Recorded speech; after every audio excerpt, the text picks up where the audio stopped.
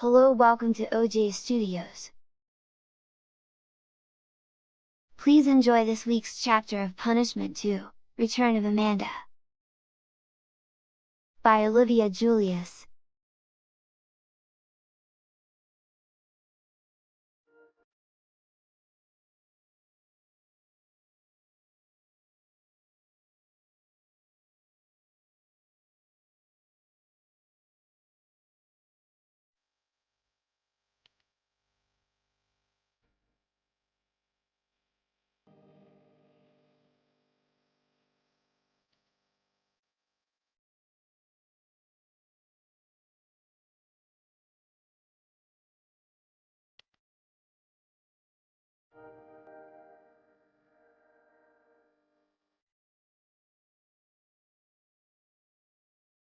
Rebecca drove her Jeep down the small gravel to where the cabin was.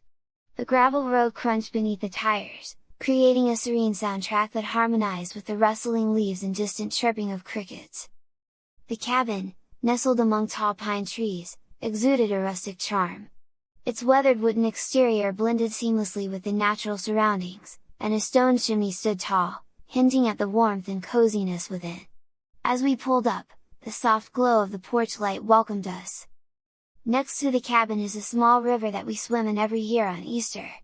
This land has been in my family for many generations, starting with my great-grandfather when he first moved to America. Rebecca parked the Jeep, and we eagerly piled out, ready to embark on our annual tradition. The air in the woods felt crisp and invigorating, carrying the scent of pine needles and the promise of adventure. Brittany and Emily exchanged excited glances, their anticipation mirroring my own. The cabin, despite its seemingly small size, unfolded into a cozy haven. A spacious living room with a stone fireplace greeted us, adorned with plush sofas and a well-worn rug. The walls were adorned with photographs, capturing moments from past family gatherings at the cabin. It was a visual tapestry of shared laughter, love, and the passage of time. "We've got a couple of hours before dinner. Make yourselves at home," Rebecca announced, gesturing toward the bedrooms where we would be staying. Brittany, Emily, and I eagerly claimed our room for the night. It was the same room that Brittany and I stayed in last year. A worn, braided rug lay at the foot of the vintage iron bedstead, its muted colors blending seamlessly with the natural hues of the wooden walls.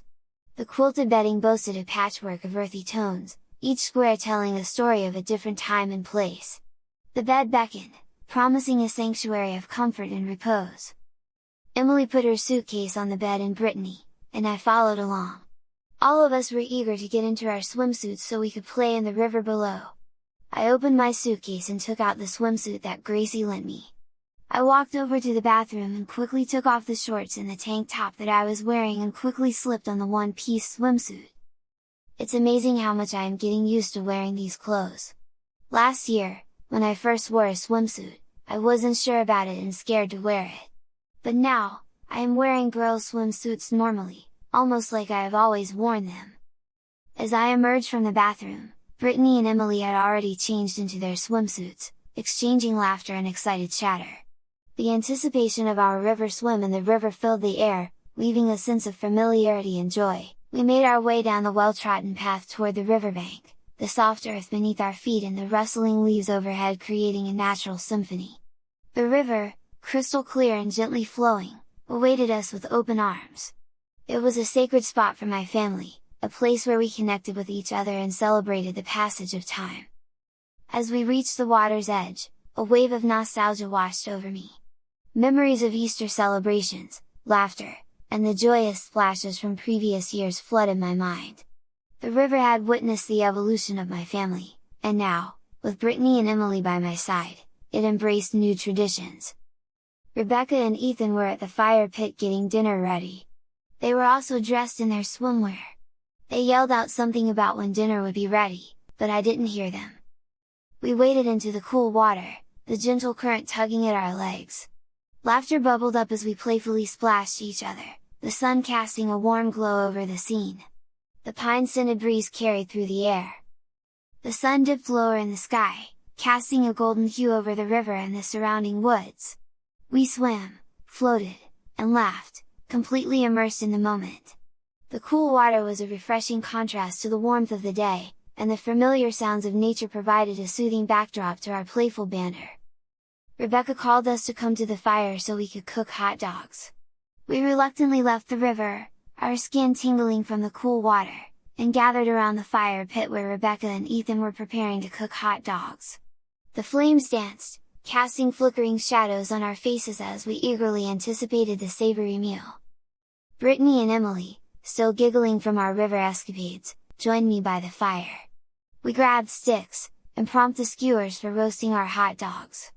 The smell of burning wood mixed with the aroma of cooking meat, creating an enticing scent that filled the air. Rebecca handed each of us a hot dog, and we expertly positioned them over the flames, rotating them to ensure an even cook. The crackling of the fire accompanied our conversation, weaving a cozy atmosphere around us. As we sat around the fire, roasting hot dogs and sharing stories, I couldn't help but feel a deep sense of contentment. The warmth of the fire mirrored the warmth of our connections, and the crackling embers seemed to echo the laughter that resonated among us.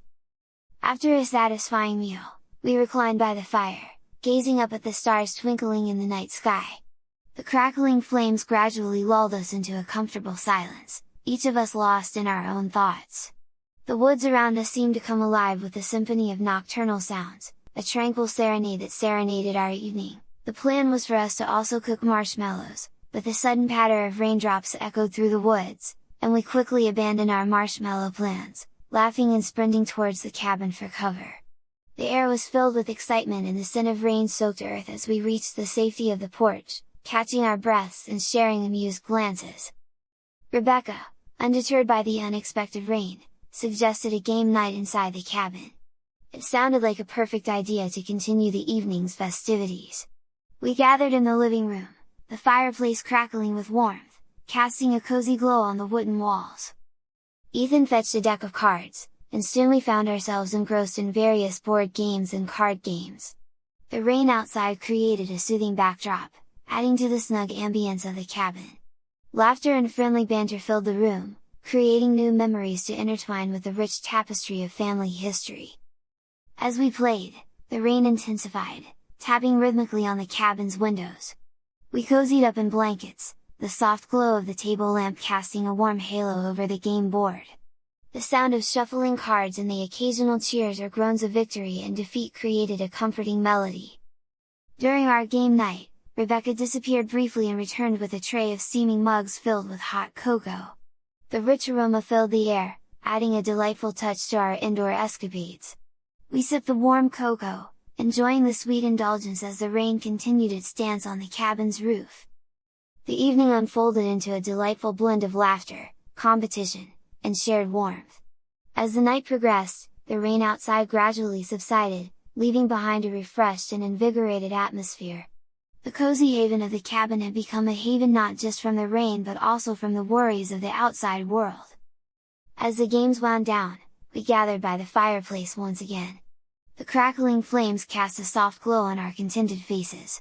The rain had gifted us an unexpected twist to our Easter celebration, turning it into a magical evening of togetherness and joy.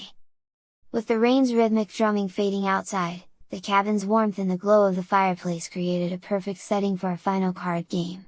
I looked at Ethan, a mischievous grin on my face, and proposed a bet. "How about a little wager to spice things up?" I suggested, my eyes meeting Ethan's with playful determination. "Didn't betting get you stuck in those clothes for the whole weekend?" Ethan asked. I looked down at the shorts and tank top that I had on over the swimsuit. "Yeah, but I'm living with my choices, will you?" Ethan raised an eyebrow, intrigued. "Alright, what do you have in mind?" I scanned the faces of Brittany, Emily and Rebecca and smiled a little. "If I win you have to dress up as a girl until tomorrow," I said, crossing my arms. "I doubt your clothes, or your friends' clothes will fit me," Ethan said with a little chuckle. "True," Rebecca said behind him.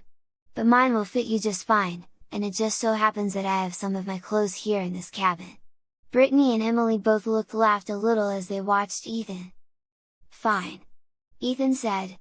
"But if I win you have to come back here as Amanda every Easter break until you graduate high school." Both Brittany and Emily's eyes returned to me as they awaited my answer. Would I return as a girl after this weekend? I never really thought about that. Unless you're chicken, Ethan said, mocking me. You're on, I finally said. I can't wait to see you in a dress. As the final game unfolded, the stakes heightened, and the atmosphere in the room crackled with anticipation. The cards were dealt, and each play brought us closer to the revelation of the ultimate storyteller. The competition was fierce, and the game swung back and forth. The laughter and camaraderie from earlier in the evening continued, but now with an added layer of friendly rivalry. The rain outside had ceased entirely, leaving behind a serene stillness that amplified the suspense inside the cabin. In the end, the last card was played, and I emerged victorious. A triumphant smile spread across my face as Ethan conceded with a good-natured laugh. Alright, you got me, he admitted. What do you want me to wear? Rebecca told us to stay where we were, and she got up from where she was sitting and went upstairs to her room. She returned with a garment bag, a mysterious smile playing on her lips. The bag contained a carefully chosen outfit, and she handed it to Ethan with a mischievous glint in her eyes. Consider this payback for the time you looked up my dress, she teased. I was in kindergarten, Ethan said, before he opened the bag and revealed a stylish dress that elicited a chorus of laughter from the room. It was clear that Rebecca had taken this opportunity to select something that would add an extra touch of humor to the situation. The dress had a vibrant floral pattern, contrasting sharply with the more subdued tones of Ethan's usual wardrobe. Ethan, true to his word, accepted the challenge with good humor. Well, here goes nothing, he said, disappearing briefly to change into the unexpected attire. As he reappeared in the living room, the transformation was met with a mix of laughter and applause. Ethan, now donning the floral dress, struck a playful pose, eliciting more amusement from everyone present. Quite the fashion statement, Ethan, I exclaimed, struggling to contain my laughter. Ethan took it all in stride, joining in the laughter and even adding a twirl to showcase the full effect of his newfound ensemble. The unexpected turn of events had turned our game night into a memorable and light-hearted affair. Rebecca, Brittany, Emily, and I couldn't stop laughing as we captured the moment with a series of impromptu photos, ensuring that this amusing episode would be immortalized in our family album. This is the best Easter in the cabin ever! With the rain now reduced to a gentle drizzle, we decided to step outside for a moment. The air was crisp, the scent of wet earth mingling with the pine fragrance of the woods. The cabin, surrounded by glistening droplets, stood as a silent witness to the laughter and camaraderie shared within its walls. As we returned inside, we carried the memory of this rainy twist to our Easter celebration. The cozy cabin, the crackling fire, the games, and the unexpected rain had woven a new chapter into the story of our family traditions.